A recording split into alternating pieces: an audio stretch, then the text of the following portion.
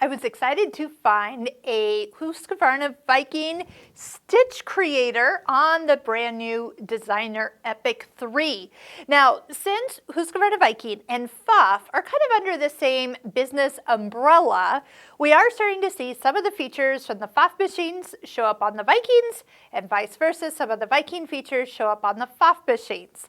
So I am going to just show you quickly what we can do in the stitch creator, but I also want to invite you to an online course that Liz and I have done on the FUF stitch creator, and it is a lot of information. So this is an area where you can create your own stitch. Maybe you see a stitch on another brand of machine that you've noticed isn't exactly the way you like it on this machine, or maybe it doesn't even exist on this machine.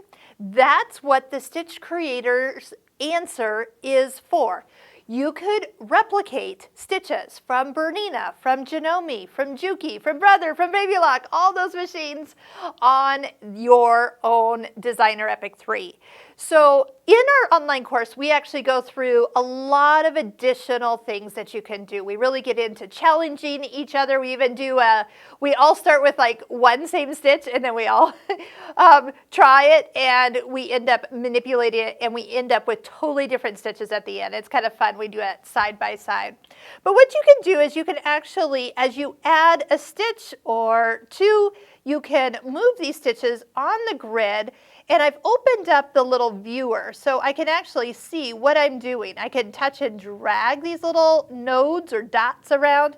I can add more in and then be able to create. You do want to kind of think about, how does a sewing machine stitch? So if it stitches down and then over and to the right, that if you wanted to come back, then you're going to add another one and then bring it all the way back. So it's a little heavier, it returns back to the same location that you had it before. So let me just go ahead, I'll just kind of like stack that on top of each other, so that's a little heavier stitch. And if this is not up, I've turned this on. When I turned this on first, that was not showing, and it's the little center of these 4 arrows lets you see what you've done and how it's going to make a repeat for your stitch. Now, right now, nothing crazy. I know it does take a little bit to be inspired. Maybe you take some graph paper and draw out some decorative stitches of how maybe ones you've seen and try it. The other thing that you can do is, and I'm going to just touch and hold the trash can. It's going to delete everything I've done. One of the things that I do use for inspiration is I'll open a stitch that already exists. Let's take like a quilting stitch, and how about even just a feather stitch for fun. If you choose the stitch and bring it in to the stitch creator, I'm going to minimize this so you can see it. You see it showing on the side, it shows you the stitches, but you can actually delete stitches, you can add stitches, and as you delete stitches, you'll start to see what you are getting. So I know I've deleted 2 stitches, and it kind of looks like another stitch that I might have already in my machine, but this is where we can start to play around and add something new to the design. So how about we move that all the way over, and we add one more to bring us back. Okay, so let's just say this is our new stitch of today. Semi-started with a feather stitch.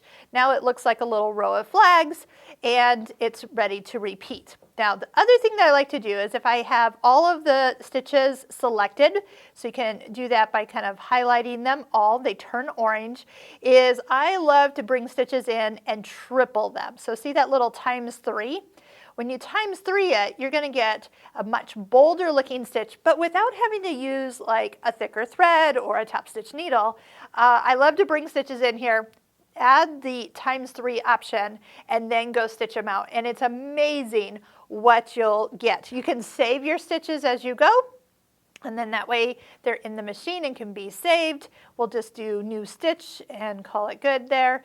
And then I can come back, retrieve that stitch, and start to stitch it out.